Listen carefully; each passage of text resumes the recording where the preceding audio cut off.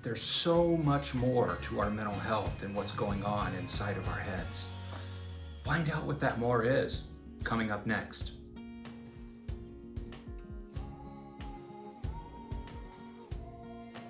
There are a bunch of factors that contribute to our mental health. And as I said in the introduction to this video, it's more than the things going on inside our head. And they're things that we often overlook. Things that seem simple but have so much power and so much influence on the state of our health and our mental health. Now, I've said this in past videos, and I'll reinforce it again here today. But a lot of what our mental health is all about is the story we're telling ourselves. It's the dialogue, the internal dialogue, and our ability to effectively manage that, and how that influences our outlook on the world, how that influences the management of emotion and the behaviors that we choose to engage the world with. So I don't want to understate that our mental health is very heavily determined by the quality of our thinking, the quality of our emotional management, and the selection of behaviors in our life. But to that point, I want to talk about 5 behaviors that I think are really pillars of mental health, kind of beyond the quality of our thinking. But they influence the quality of our thinking. They influence our ability to effectively manage stress, manage our emotions, and select good behaviors. So there are 5 of them. The first is sleep. Sleep is something that we've talked about on this channel. As a matter of fact, almost all of these we've talked about on this channel before, minus one. And that one is coming up next. But sleep is so critical.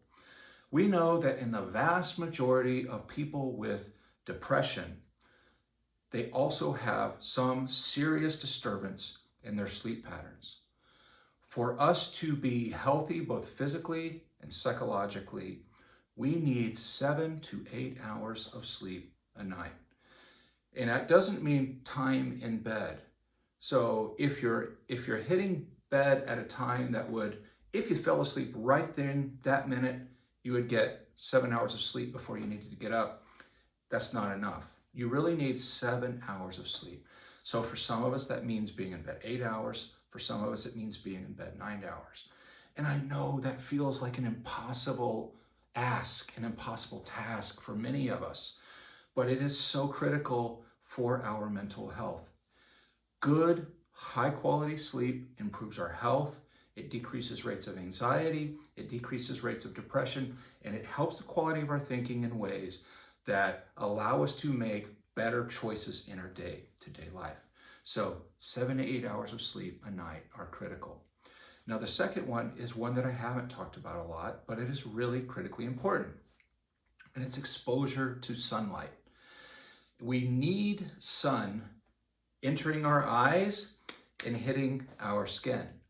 And as many of you know, in regions of the world, regions of the United States even, where there are long stretches of the year where sunlight is limited, what we see is depression rates and anxiety rates going way, way up. The other thing, one of the really critical things about sunlight is how it regulates and helps us regulate our circadian rhythm, which impacts our energy during the day and the quality of our sleep overnight. So sunlight exposure and sleep are really well connected. So what this means, just you don't even have to walk necessarily, although we're going to talk about that here in a minute. It's key to get out early in the morning if you can, early sunlight with your eyes unshielded. That means no sunglasses. And I don't want you staring at the sun. You don't have to do that. You just have to be out in natural light. It helps kind of set our circadian rhythm, and it helps us get exposure to vitamin D, which is really important for brain health. Number 3, if you're out getting sun, you might as well get some exercise. Exercise is a critical component of overall health and mental health as well. We know that good quality, moderate to high intensity exercise can significantly decrease rates of depression and anxiety. So if you're out getting some sun, take a brisk walk, a light jog, consult with your physician about what level of exercise you need to start out with. But sleep, sunlight, and exercise. Number 4 is social connections. We are fundamentally social creatures. And that's something that, for me, I have to work on because I'm a deep introvert. I don't always get energized by being around people. And so while social connection is important, it doesn't mean you have to be a social butterfly. What it does mean is that you need a small community of people with whom you can talk, with whom you can confide, among whom you can share support and resources. For a lot of people, that's church. For other people, it's different social groups of all sorts and varieties. But social connection is a critical component of mental health.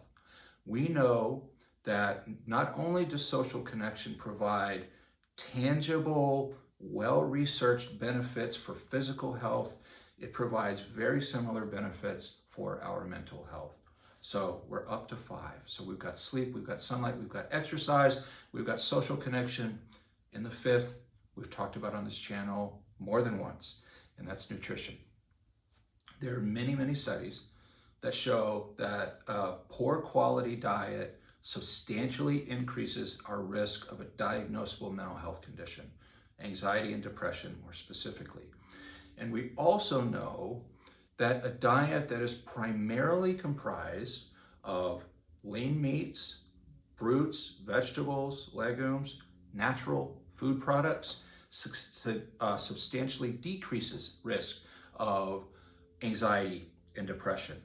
So again, there's this intimate connection. We know that when we sleep well, when we exercise, when we're outdoors and we're eating well, our physical health is probably on its way to being maximized. The very same is true of our mental health. So keep that in mind. And if there's one area within these pillars that you think you could do better today, that you could grab a hold of more effectively today, I challenge you to do that.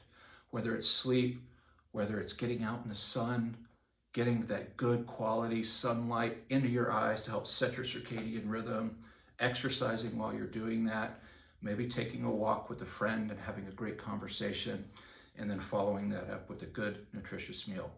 If you can find a way to enhance, maximize, and optimize these 5 pillars, your mental health is going to be in a great place. If you found today's content helpful, take a moment, reach out, hit that like button, share it with anyone else who needs to know about the 5 pillars of mental health. And if you haven't subscribed yet, take 1 minute before you go anywhere else. This is not hard. Reach out and hit that subscribe button. And until next time, please be well.